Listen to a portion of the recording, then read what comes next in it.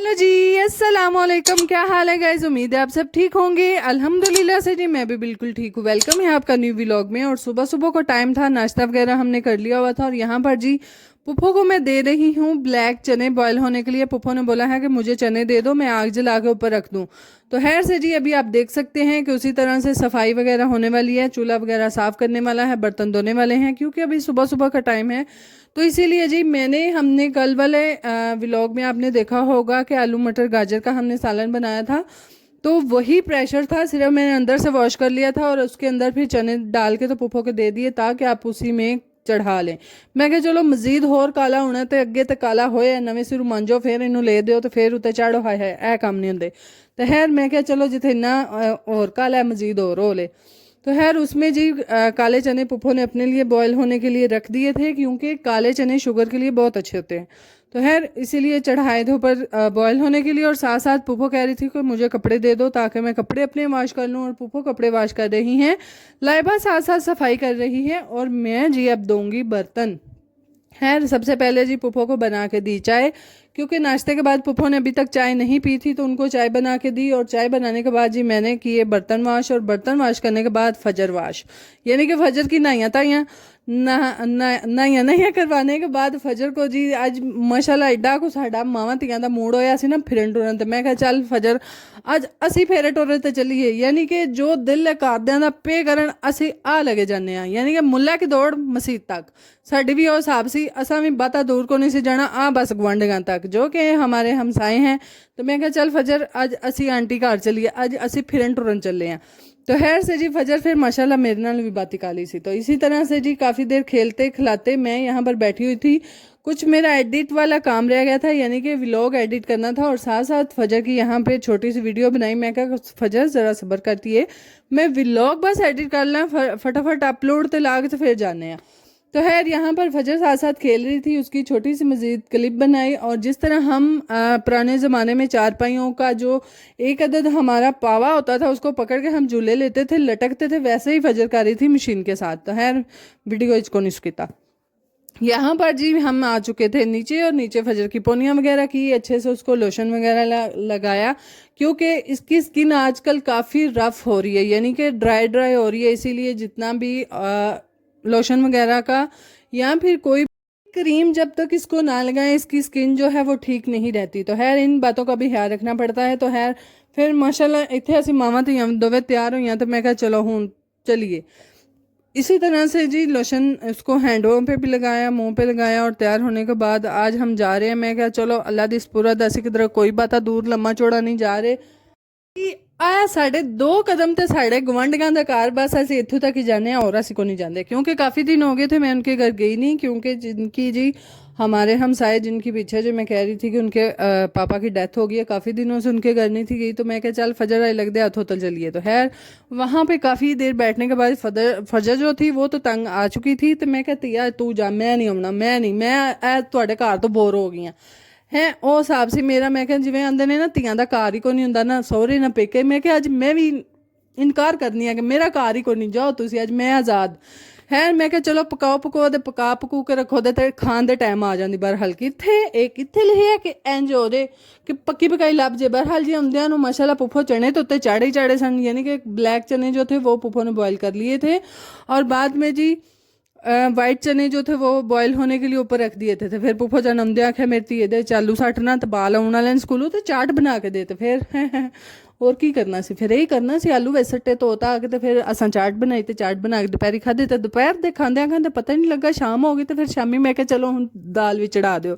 मैं कहनी हाँ अज प्रैशर की उंज सख्ती आई सी ना जिवें मेरी आंदी है। सवेल का बेचारा सवेल का उत्ते टी शीशी सीटियां मारिया, बहरहाल यदि कोई सुनता ही नहीं।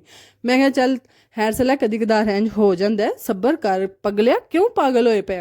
तो है जी इसी तरह से दाल वगैरह जो थी वो मैंने ऊपर चढ़ा दी। हाय मैनू साह चढ़ गया, जरा सब्र करो, मैनू भी साह लैन दो, मैं तो स्पीटां फड़ियां ही होंदियां ने, मैनू पता है। बहरहाल साह भी तो मैं लेना होंदा ना।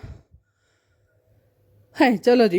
अच्छा जी, यहाँ पर जो है मैंने दाल के अंदर पानी अच्छा सारा डाल दिया था, क्योंकि ये बहुत कम चांसेस होते हैं कि हम दुकान से ला के दाल वगैरह बनाते हैं। अक्सर हम ग्रोसरी जो है वो बाज़ार से लाते हैं, और वो दाल जी अंकल देते हैं बहुत साफ़ सुथरी, यानी कि जितनी भी हमारी ग्रोसरी का सामान आता है वो उनसे बहुत साफ़ सुथरा आता है। तो इसीलिए जी बहुत कम चांस होते हैं कि हम दुकान से लाके दाल वगैरह बनाते हैं। तो हाँ है, आज उन्होंने दिनों च एक दिन सी कि अज अस दाल दुकान तो लिया के बनाई सी।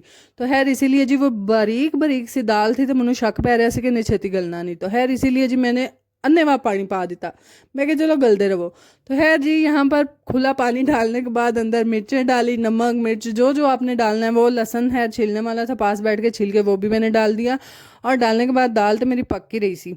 तो मैं फटाफट जी फिर किचन का सफाया किया, यानी कि किचन का काम निपटाया। और निपटाने के बाद जो है यहाँ पर साथ साथ जी मैंने गूंद दिया था आटा, और दूध भी बॉयल होने के लिए ऊपर रख दिया। मैं कहा चलो लगते हथ चूल्हा मट्ठा कर लेना, इन्हों भी उत्ते उबल जाए तो फिर चिड़का वादे दियाँ पै जाने, फिर ध्यान रखना पैंदा है।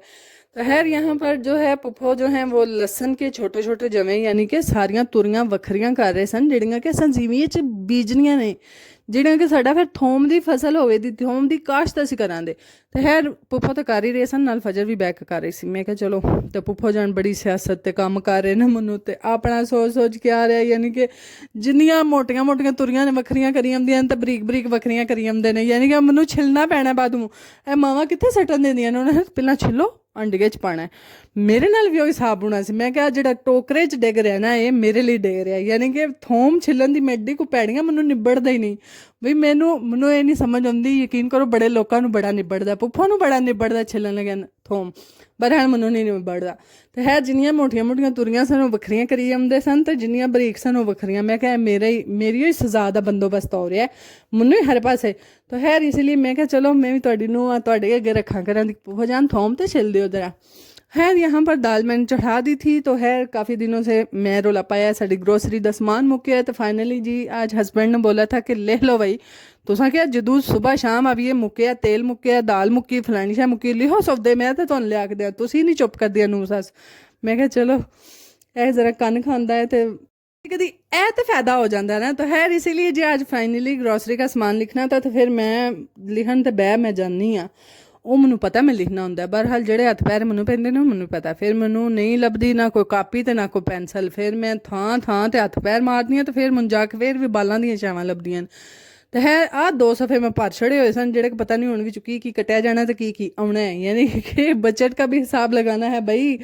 तो इसीलिए जी मैं तन्ने वाल लिख छड़े। मैं क्या चलो जान दो, जड़ी आ गई जड़ी ना आई ना सही। खैर इसीलिए सारे ग्रोसरी जो थी वो मैंने लिख दी थी।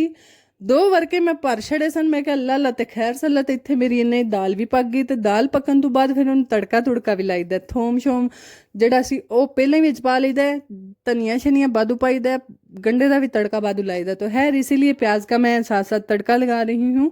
और थोड़ा सा जब भी मैं तड़का लगाती हूँ मैं साबुत ज़ीरा इसके अंदर डालती हूँ, तड़के के अंदर ही, जिन्हों थोड़ा उत्ते गंडा ब्राउन हो रहा ना वे ज़ीरा सट दो।